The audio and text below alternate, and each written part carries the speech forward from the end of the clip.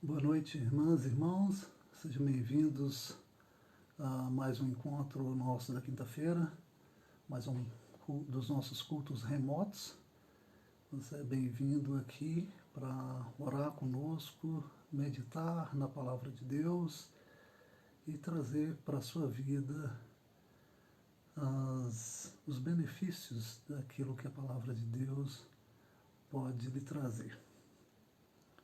A nossa meditação hoje será na carta de Paulo aos Romanos, no capítulo 16. Nós vamos escolher alguns versículos para a nossa reflexão, do versículo 3 até a parte A do versículo 5, os versos 14 e 15 e o versículo 23. O tema hoje para a nossa reflexão será a igreja em casa. Acreditamos que o nosso momento, a nossa circunstância, seja uma reflexão nesse texto, e acho que algumas coisas interessantes desse texto da Palavra de Deus para nosso conforto, para nossa instrução. Então, novamente, eu sei que alguns ainda estão chegando, gostaria de dar as boas-vindas àqueles que já chegaram. A Lídia está aqui, a Andréia, outros também vão chegando. Sejam bem-vindos, bem-vindas, que Deus os abençoe. Gostaria de convidá-los nesse momento a abrirem as suas Bíblias, ou ligarem as suas, né, na carta de Paulo aos Romanos, no capítulo 16. Por favor, carta de Paulo aos Romanos, capítulo 16. É o texto da nossa reflexão de hoje e que também vai ensejar algumas das nossas orações no final. Boa noite, Noemi, chegando aí também de Campina Grande, seja bem-vinda. Tiago, sejam todos bem-vindos. Romanos 16, versículos 3 a 5a, diz assim: Saúdem Priscila e Áquila, meus cooperadores em Cristo Jesus, os quais pela minha vida arriscaram a sua própria cabeça. E isto lhes agradeço, não somente eu, mas também todas as igrejas dos gentios. Saúdem igualmente a igreja que se reúne na casa deles. Saúdem meu querido Epêneto, primeiro fruto da fé em Cristo na província da Ásia. Vamos saltar aí, porque nós agora leremos os versículos 14 e 15 e finalmente o 23. O 14 diz assim: mais uma série de saudações. Saúdem a Zíncrito, Flegonte, Hermes, o meu xará, Pátrobas, Hermas e os irmãos que se reúnem com eles. Saúdem Filólogo, Júlia, Nereu e sua irmã, Olimpas e todos os santos que se reúnem com eles. E por fim, o verso 23, onde diz: Gaio, meu hospedeiro e de toda a igreja, manda saudações. Também mandam saudações Erasto, tesoureiro da cidade, e o irmão Quarto. Até aqui o texto da Palavra de Deus. Nós vamos orar para a gente começar e poder fazer a nossa reflexão depois dessa oração. Senhor Deus e Pai, nós te bendizemos pela graça de estarmos aqui hoje nesse espaço, virtualmente conectados, mas com os nossos corações conectados também por meio de Cristo Jesus uns aos outros. Te agradecemos por cada irmão, cada irmã. Te agradecemos ao Senhor Deus por todos aqueles que têm participado desse momento, aqueles que gostariam, aqueles que vão vir depois. Que o Senhor abençoe a todos. Que o Senhor nos conceda a graça de compreensão da Tua Palavra e de partilhar uns com os outros aquilo com que o Senhor tem nos enriquecido por meio de Cristo, seja da experiência, seja do ensino, com que temos crescido na fé. Em nome de Jesus, amém. Sejam bem-vindos, Ana Lúcia, seja bem-vinda, Heraldo, todos os irmãos. Bom, irmãos, o nosso tema, então, como eu disse, é a igreja em casa ou em casas. A escolha desse tema de hoje, ele contempla a nossa situação particular, sob a pandemia de Covid-19, quando precisamos modificar, se não substituir nossas formas de culto, de assembleias, por reuniões remotas para compartilhar a palavra de Deus, as orações e o serviço eclesial. Ao mesmo tempo, o texto que nós lemos, ele nos põe de sobreaviso sobre uma forma de ser igreja ou igrejas conhecida na antiguidade cristã e desconhecida ou não percebida por muitos cristãos hoje em dia, a igreja nas casas. E eu gostaria de chamar a atenção para um fato. Quando eu falo aqui de igrejas em casas, a partir desse texto, eu não me refiro a reuniões em ambiente doméstico como um fenômeno atual da nossa sociedade, como as igrejas em células ou reuniões de pequenos grupos para estudo. Por mais que isso possa se aproximar do que acontecia no Novo Testamento e daquilo que Paulo menciona aqui nesse contexto, na verdade está muito longe de ser ou de equivaler àquilo que está aqui descrito. De todo modo, a nossa intenção ao revisitar esse texto paulino é chamar a atenção para um modo de ser igreja, outrora, que lança luz e desafia a nós agora sobre ser igreja nesse momento. Ou seja, a gente acredita que quando a gente lê a palavra de Deus ganha atualidade a partir da nossa circunstância e ela fala conosco.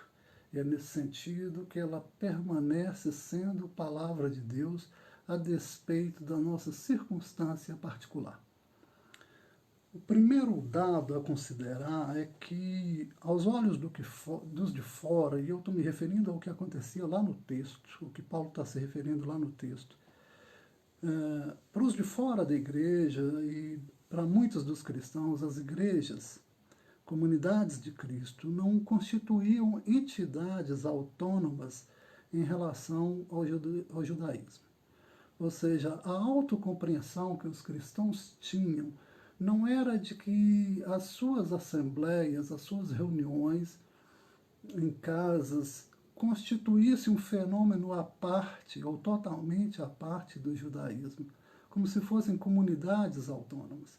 Eles se viam um pouco semelhante às associações existentes na época, mas muito mais como um grupo cuja espiritualidade se destacava do judaísmo por ter uma maior abertura étnica, ou seja, abertura para pessoas que não fossem do círculo do judaísmo e por adorar a Cristo como Senhor.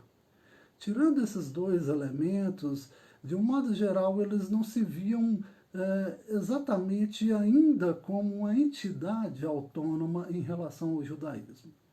A igreja é um termo novo para eles, mas é um termo que eles tiram do seu contexto sociopolítico e se refere às assembleias que aconteciam nas cidades quando as pessoas iam deliberar.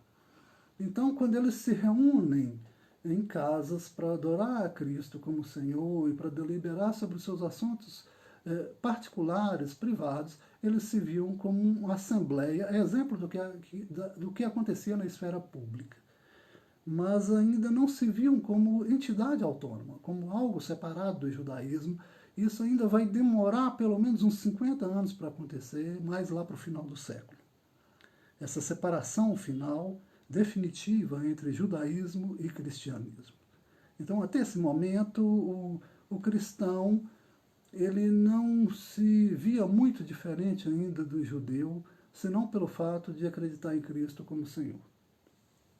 Aqui, Paulo escreve para esses cristãos de Roma a partir de Corinto. Isso deve ter se dado lá pelo ano 55, ou virando para o 56, ou talvez, segundo alguns, do 57 para o 58.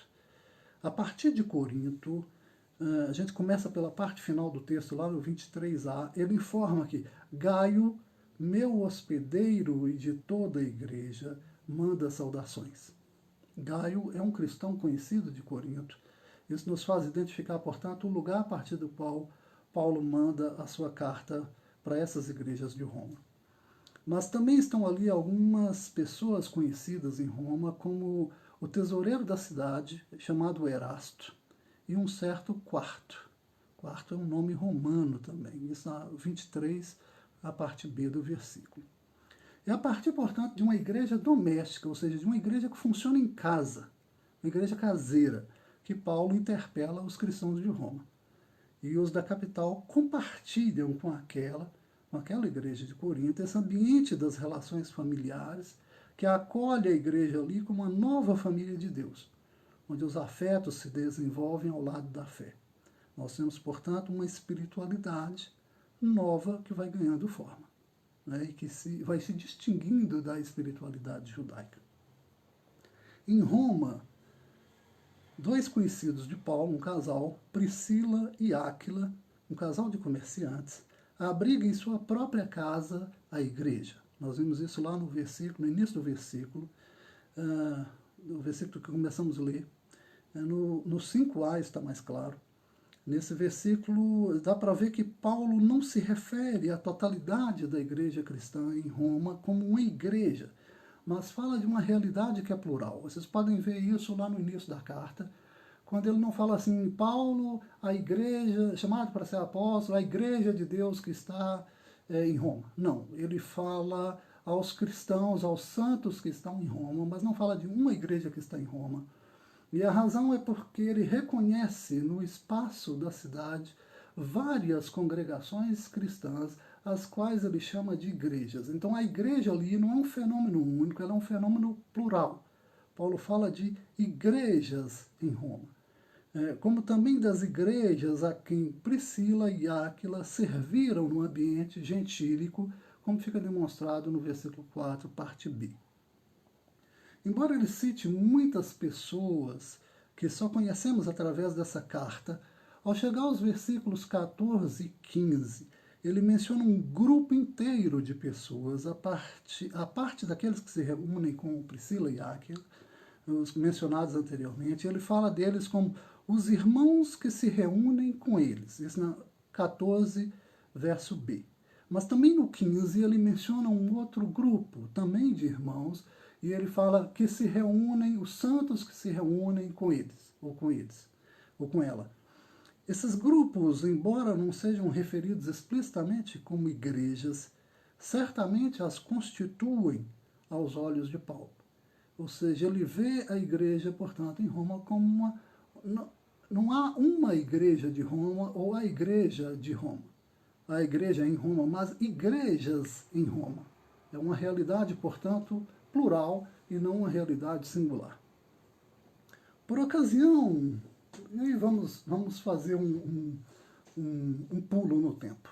Por ocasião dessa pandemia, várias igrejas nossas hoje se viram na situação de até mesmo abortar suas práticas litúrgicas no templo e se viram na desconcertante situação de serem igrejas domésticas, de serem igrejas que funcionam nos lares, ou pelo menos de igrejas cujas pessoas estão longe umas das outras, impossibilitadas de ir aos templos, sem poder usar os templos, ainda que os tenham, diferentemente das igrejas do Novo Testamento que não tinham templos. Nós hoje temos templos, mas não podemos usá-los agora nessa circunstância. E nos colocamos numa situação desconcertante de ter que ser igreja isoladamente e nos reunir, portanto, ser igreja, ser assembleia nesse sentido, apenas remotamente ou virtualmente.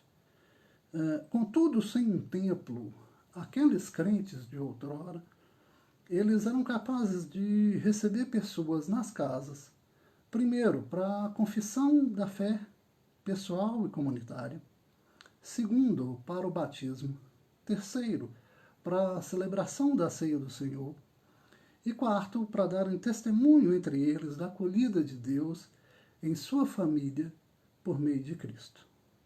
Então fica a pergunta, nós hoje, nesse nosso contexto, podemos ser igreja doméstica como eles?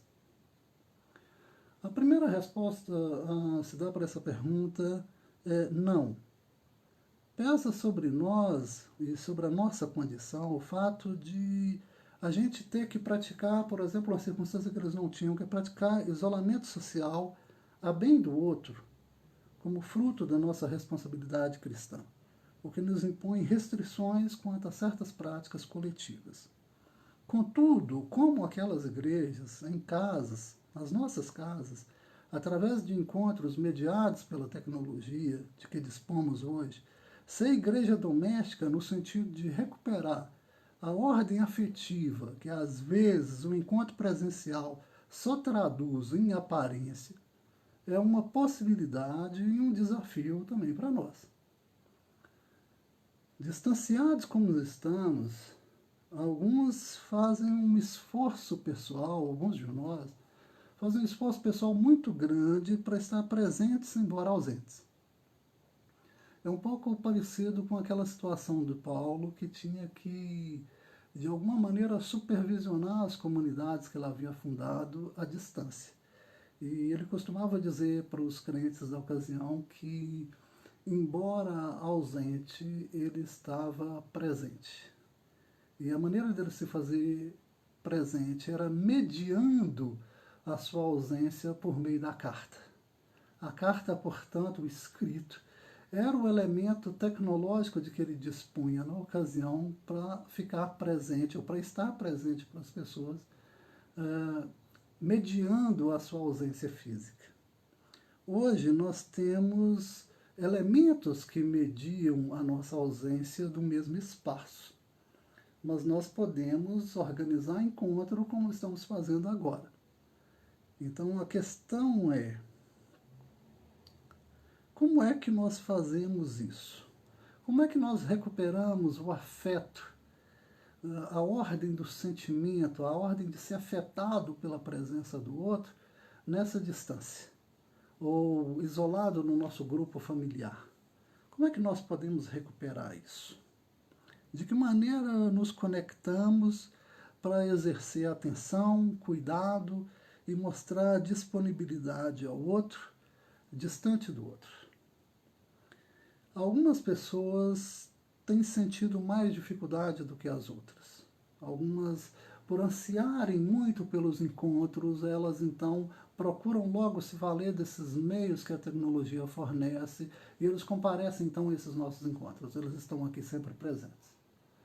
Mas nós que somos observadores da realidade ao nosso redor e também do que se passa aqui, nessa realidade mediada, né, pela tecnologia, nós nos damos conta de que alguns não aparecem.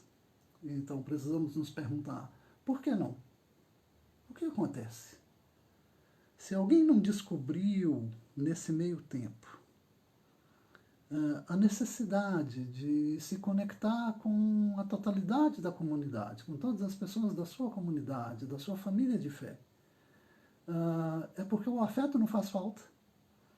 É porque ele não sente que é possível mediar por meio desses elementos tecnológicos de que nós dispomos, essa ausência, nos presentificando uns aos outros através da oração, através de ver o outro na tela, falar com o outro, mandar um aviso, etc. Será que eles acham isso impossível? Será que isso é tão difícil assim?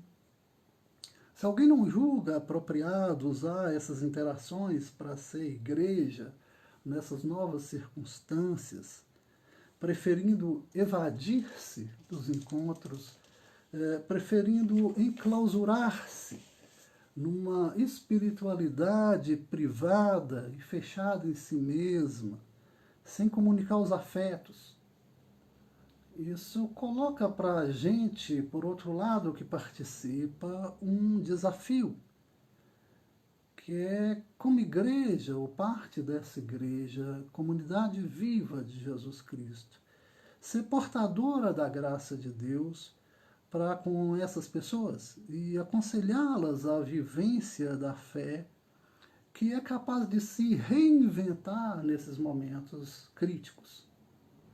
Ou seja, cabe a cada um de nós que se dá conta da ausência de alguns, de uma ausência que não conseguiu se mediar para se tornar um tipo de presença, cabe a nós ir até essas pessoas ou chegar até elas e inquiri-las no que diz respeito aos aspectos práticos da sua fé e às implicações da sua fé. Por que não te incomoda participar dos eventos da sua comunidade?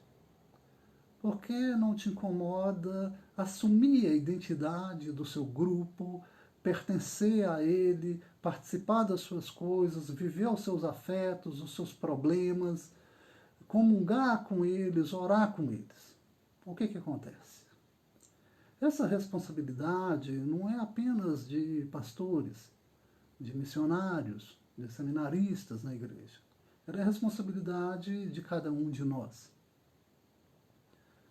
A nossa experiência de ser igreja, ela precisa transcender as circunstâncias em que nós vivemos.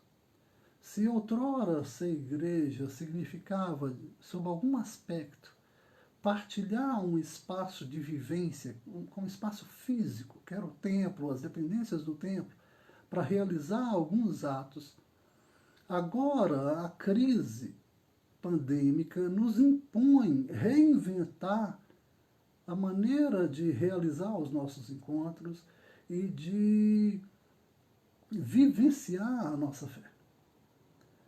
Quando nós olhamos para aquelas igrejas que Paulo menciona aqui ao longo do capítulo 16, e esse capítulo 16 ele é interessante porque, como eu falei, ele menciona um monte de pessoas. Mas em alguns momentos nós vimos, ele faz questão de lembrar que essas pessoas constituem um núcleo de fé, uma família de fé, e ele não tem nenhuma dificuldade de chamar esse grupo, esse núcleo de fé de igreja, e de maneira plural. Na experiência daquelas igrejas, e pode ser também a nossa experiência, nós podemos ver a capacidade de, como mostra lá o capítulo 16, versículo 2, a capacidade da igreja ser receptora ou receptiva com os que chegam. Quer dizer, alguém pode questionar, mas quem nós estamos recebendo? Bom, nós recebemos, na verdade, as pessoas de diversas maneiras. Nós podemos receber presencialmente, fisicamente, mas recebemos também como comunidade de fé quando as pessoas chegam ao nosso espaço de interação. E muitas pessoas têm vindo ao nosso espaço de interação, participar dos nossos cultos, e não simplesmente por uma espécie de curiosidade de ver o que acontece. Então precisamos sinalizar para eles também, como igreja, que eles são bem-vindos e bem-vindas. Então eu digo para todos aqueles que têm participado dos nossos cultos, mas que não fazem parte da nossa membresia aqui, física, presencial, que vocês são bem-vindos às nossas interações. Que o espólio comum de fé, a riqueza comum de fé e de espiritualidade que nós partilhamos como Igreja de Cristo nesse local, é algo que abrimos também ao convívio de vocês. E queremos receber também de vocês, da experiência de vocês, algo que vocês julgam importante e que pode enriquecer também a nossa experiência. Porque todos nós temos algum tipo de riqueza de fé para compartilhar. Lá no versículo 2 ainda do capítulo 16, vemos um outro elemento aí que Paulo mostra como característica dessas igrejas vivenciando a fé nos lares ou nas casas, de ajudar as pessoas em suas necessidades. Nesse mesmo versículo, fala-se de oferecer proteção. Paulo menciona um caso particular dele, que ele menciona que Priscila e Áquila o protegeram quando ele estava em perigo de vida. E que eles fizeram isso com o risco do próprio pescoço. Ou seja, a igreja e as pessoas que fazem parte da comunidade de fé, em qualquer ambiente, elas precisam assumir essa fraternidade de tal modo que ela seja algo custoso para si mesma, para a comunidade. Nós não nos associamos às pessoas apenas quando as coisas estão boas para a gente. Nós não nos associamos às pessoas apenas quando tudo está ok. E me permitam contar uma situação aqui complicada. Quando as Farc, aquele grupo guerrilheiro e revolucionário na Colômbia, estava atuando muito no interior do país, um pastor, certa ocasião, estava reunido na sua comunidade, numa pequena cidade, e recebeu uma visita inesperada dos guerrilheiros das Farc. E eles então disseram para ele que ele deveria parar o culto e mandar todo mundo embora. E ele simplesmente disse que para aqueles guerrilheiros que ele não poderia fazer isso, que aquele era um momento sagrado para a comunidade, era um momento onde as pessoas partilhavam as suas dores, as suas dificuldades, mas também as suas alegrias. Era um momento de enriquecer a vida comunitária e que era responsabilidade dele como ministro fazer com que as pessoas recebessem aquilo que elas vieram ali buscar, como crentes, como pessoas que creem em Cristo Jesus.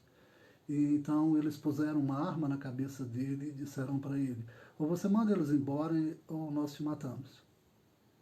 E eles dizem: bom, vocês vão ter que matar, porque eu não vou mandá-los embora.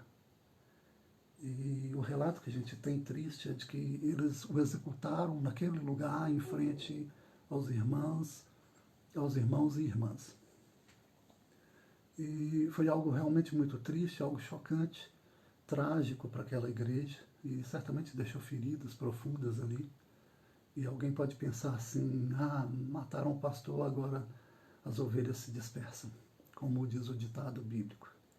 Mas o que aconteceu com aquela comunidade é que ela assumiu para si a responsabilidade, o testemunho, o martírio daquele seu pastor como uma força que ela descobriu que até então não tinha, mas ela descobriu a força na solidariedade, no exemplo daquele irmão, e ela voltou a se reunir. E as Farc não puderam mais incomodar aquela igreja, nem proibir o seu culto, porque com isso eles deram um exemplo para eles de que eles teriam que matar um por um para acabar com o culto. E eles perceberam que isso não era boa política. Então, nós precisamos aprender que receber as pessoas entre nós, ou receber as pessoas para partilhar o nosso espaço de fé, implica assumir também a responsabilidade pelas vidas delas, implica pagar de alguma maneira um preço por isso. Paulo mostra aqui como que Priscila e Áquila eram duas pessoas que estavam dispostas a cobri-lo, a protegê-lo com o risco pessoal. Então, quando a igreja recebe as pessoas, a igreja precisa sinalizar para elas de que as recebe com tudo, com todas as implicações, de que a igreja está disposta a ser solidária para com eles, de que a igreja está disposta a sofrer também com eles. E isso nós precisamos aprender com a igreja do primeiro século, com essas igrejas domésticas. Hoje nós temos um ambiente em que nós também podemos exercer solidariedade em relação às pessoas, tanto aos de dentro quanto aos de fora.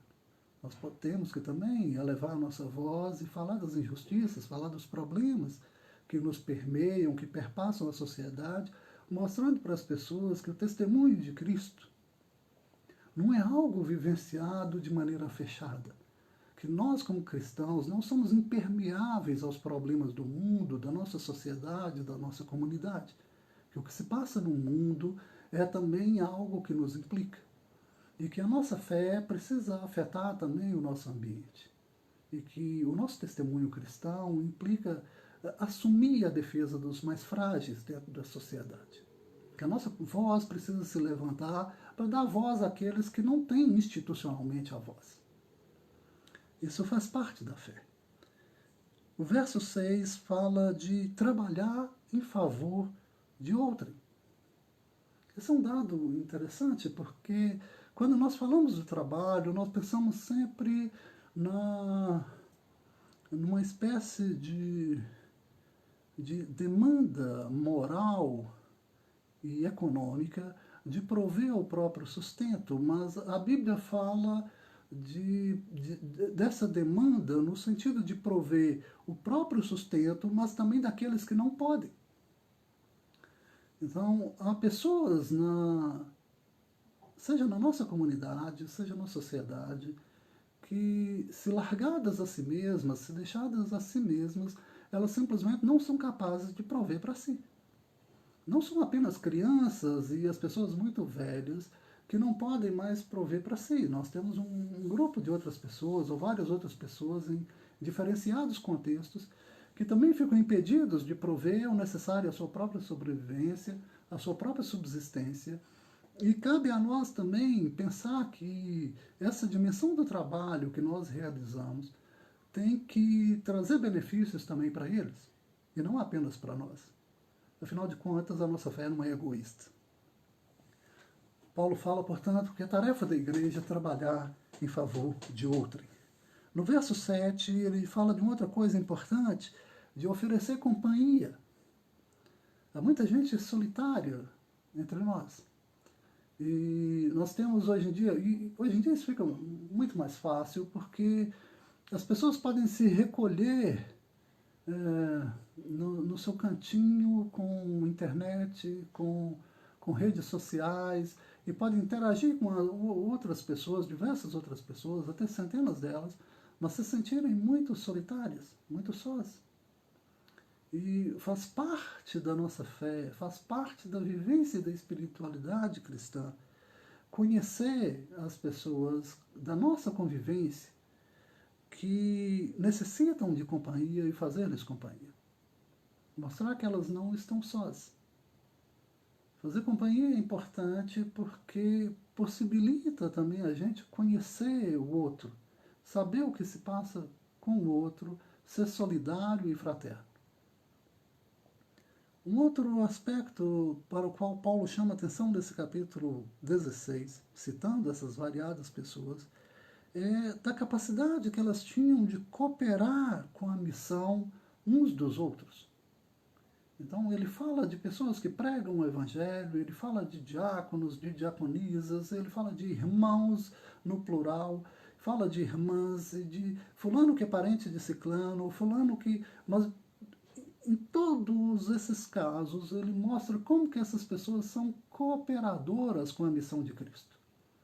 Que elas não estão fechadas, que esses pequenos grupos ou essas pequenas igrejas domésticas, elas não são nichos fechados em si mesmos, mas que eles estão abertos à cooperação com outros grupos, que eles estão dispostos a receber e a ser enriquecidos pelos outros e a também enriquecer os outros com a sua vida cristã. Esse é um dado importante que a gente também pode aprender. Né? Precisamos ser cooperadores. Cooperamos com o Evangelho quando cooperamos com outras igrejas, quando cooperamos também com outras denominações, quando cooperamos com todos aqueles que se chamam de Cristo, em todo lugar do mundo. Nós temos que ter uma visão mais holística, mais ampla das coisas. A nossa vida cristã não se resume a uma espécie de gueto, de espaço fechado em si mesmo, onde nós, como uma espécie de comunidade santa, comunidade feliz, nós nos fechamos nas nossas próprias coisas, absorvemos o nosso próprio ensino, a própria doutrina e não nos preocupamos com o que se passa em outros lugares. Pelo contrário, nós somos chamados a nos preocupar uns com os outros e a cooperar uns com os outros. Outra coisa interessante aí que o Paulo diz no verso 13 é como que tem gente disposta nessas igrejas, ou como havia gente disposta nessas comunidades, a serem pais para aqueles que precisavam de um pai, serem mães para quem precisava de uma mãe, a serem irmãos para quem precisavam de um irmão. Ou seja, como que a experiência renovada de ser família de Deus era um dado constante nessas comunidades. Ele fala de pessoas que foram como mãe para mim. Ou seja, pessoas que souberam construir um tipo de afeto em relação a ele e que souberam oferecer para ele, portanto, a experiência da recepção materna. Ora, em algum momento ele precisou disso. E alguém se ofereceu, alguém apareceu para ser a mãe que ele precisava, ou o irmão que ele precisava, ou o pai que ele precisava. Do mesmo modo, na nossa igreja e nas nossas igrejas é assim também. Nós vemos pessoas, às vezes, que precisam de um carinho diferente, de um afeto diferente, de uma vivência mais aprofundada, mais familiar. E quando nós nos apercebemos disso, nós somos chamados, portanto, a essa tarefa que o Espírito nos dá, de sermos essa pessoa para aquela pessoa que precisa. Então, a experiência da fraternidade, da maternidade, da paternidade, ela também pode aflorar com um afeto familiar renovado agora pelo amor de Deus em Cristo Jesus, em cada um de nós em benefício da igreja da qual nós fazemos parte. Por fim, eu gostaria de citar um último elemento aqui, que é a vivência da graça nessa igreja, nessa comunidade, que resolve as diferenças, ou que pelo menos aplaca as diferenças sem necessidade de conflitos ou de incitar rancores entre os irmãos. Nós somos pessoas diferentes, e como pessoas diferentes que somos, nós podemos pensar diferentes. A igreja não é o espaço do pensamento único. Um lugar que se proclama lugar do pensamento único é um lugar arbitrário, marcado pela arbitrariedade e por um pensamento totalitário. Todo mundo tem que agir como líder, ou pensar como líder e fazer o que o líder faz. A igreja cristã é um espaço de experiência da liberdade. É o lugar de experiência da multiplicidade, onde Deus é quem opera por meio do Espírito a unidade. A unidade não é um tipo de uniformização que a gente realiza por meio de um ato institucional, de uma ordem ou de um mandamento. Quando nós queremos fazer esse tipo de coisa, nós, na verdade, destruímos a liberdade das pessoas. Então não temos que necessariamente pensar as mesmas coisas. Mas o fato de pensarmos diferentemente sobre os vários aspectos da vida não pode nos antagonizar, não pode criar entre nós conflitos indissolúveis ou incitar rancores entre nós. Nós podemos pensar diferentemente sobre várias questões, mas podemos aprender a conviver e, no espaço da fé, ser cooperadores com o Evangelho e para o bem do Evangelho. Então, quando a bênção de Deus permeia a nossa existência nesse espaço, é o Espírito de Deus que cria unidade. Então, Paulo diz lá numa parte lá do texto, ele fala, não haja entre vocês conflitos, não haja entre vocês rusgas, não haja entre vocês brigas insanáveis. Que vocês aprendam a resolver suas diferenças dentro do espaço da família de Deus que acolhe a todos. E assim como Deus acolheu a todos, na sua diferença, na sua singularidade, na sua particularidade, que vocês aprendam também a acolher uns aos outros na sua diferença. Quando nós não aceitamos a diferença, é porque nós queremos impor a nossa maneira de ser aos outros. E necessariamente nós nos tornamos uma comunidade exclusora. Então, a tarefa nossa, como cristãos, é sermos grupo de Cristo Jesus, capazes de acolher as diferenças, os diferentes, com amor. Ao fazermos isso, nós nos mostramos realmente família de Deus. Na família consanguínea, por exemplo, nós temos dificuldades, mas nós sempre superamos as dificuldades. Como é que nós superamos as dificuldades? Com perdão, com confissão e com perdão. Na família de Deus, ainda mais. Quando as pessoas começam a se colocar num plano em que elas julgam que é impossível conviver com as diferenças, então é porque elas não entenderam o que é fazer parte do corpo de Cristo. No corpo de Cristo nós somos diferentes, nós somos capazes de acolher, perdoar e ser perdoados. Temos que ser capazes de ajudar, de proteger, de trabalhar em favor de oferecer companhia, de cooperar com a missão, de ser pai, irmão e mãe uns dos outros. Isso como aspecto ou como contorno concreto de uma vivência sob a graça de Deus. Que a bênção de Deus seja com cada um e todos nós. Que o Senhor nos abençoe. Nesse momento, irmãos, eu gostaria de convidá-los para alguns motivos de oração, os quais nós podemos depender do nosso texto, do texto lido. Eu gostaria que a gente orasse e que os irmãos se lembrassem de orar, não apenas agora, mas nesse momento comigo, mas durante a semana, durante o final da semana, pelos que desanimaram e não dão sinal de vida, não dão sinal de comprometimento com a igreja nesse período crítico. Sim, porque a igreja está passando por um momento crítico. A igreja está se redefinindo, está se redescobrindo, está redesenhando o seu papel no mundo, em todo o mundo nesse momento. Então, cada um de nós é chamado a participar desse momento. Cada um de nós é chamado a dar a sua contribuição. Mas, em todo lugar, há aqueles que desprezam o corpo de Cristo, que desprezam essa realidade da igreja. E seja por desânimo, ou simplesmente por uma outra razão que não convém agora discutir. Oremos também por aqueles que estão fracos na fé e que precisam das nossas orações. Esse momento afeta cada um de nós de maneira diferente. Para algumas pessoas, o culto é aquele que acontece só no templo. E que isso que estamos presenciando agora, do que estamos participando agora, não é um culto. É uma visão um tanto limitada do que é cultuar a Deus, porque Deus não está preso ao templo.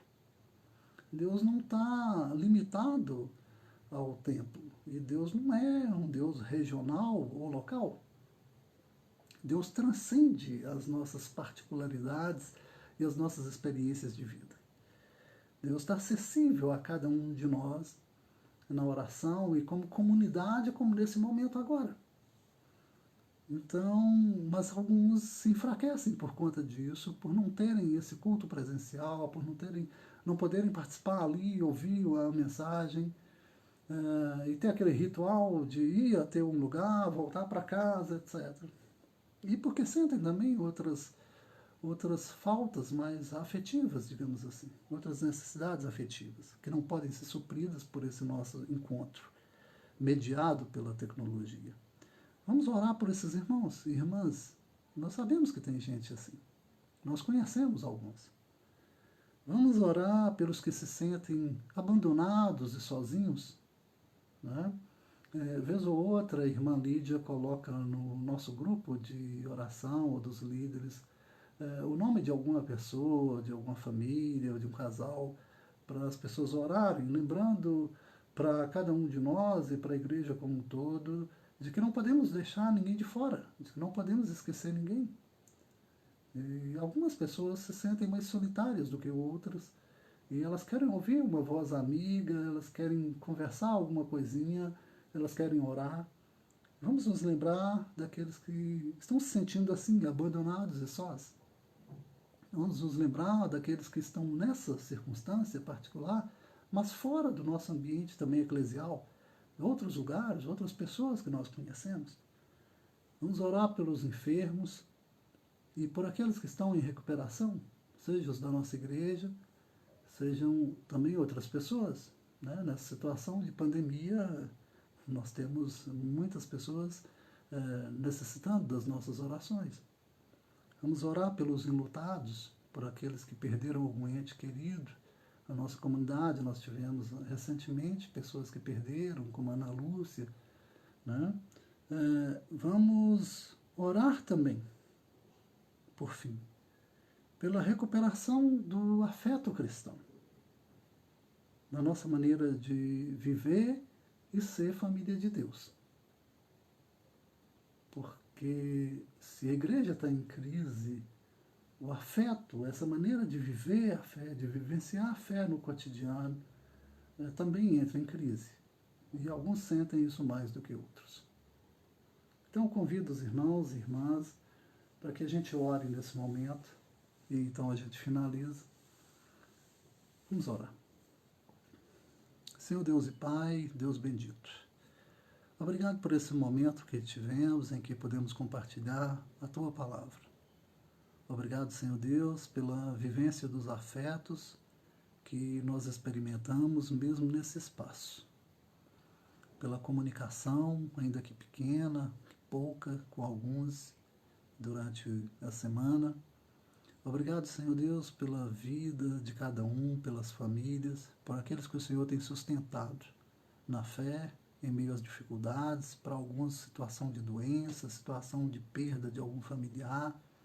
Pedimos que o Senhor cubra a todos esses irmãos e irmãs com a Tua graça, com conforto, com a consolação do Teu Espírito.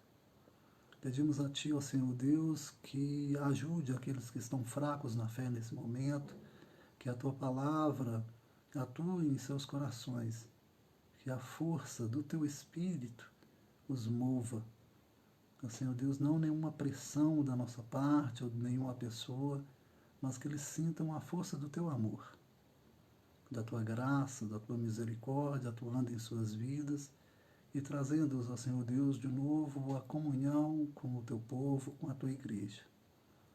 Abençoa, Senhor Deus, o nosso país, o nosso povo, aqueles que estão enlutados, aqueles que estão enfermos, que estão necessitando de cuidados, aqueles que já estão sendo cuidados. Abençoa, Senhor Deus, a todos nós. Que a Tua graça seja sobre as nossas vidas, que a Tua misericórdia, ó Senhor Deus, alcance a cada um de nós. Em nome de Jesus. Amém. Com isso, irmãos, nós nos despedimos e eu peço a Deus, Pai de nosso Senhor Jesus Cristo, que abençoe a cada um de vocês, que abençoe as suas famílias e, de maneira especial, aqueles irmãos que estão tendo alguma dificuldade, que estão com algum parente enfermo, que o Senhor traga a ampla e total libertação, a cura plena para essas pessoas, em que o Senhor ponha alegria nos corações e nos rostos de cada um. Em nome de Jesus, boa noite para todos.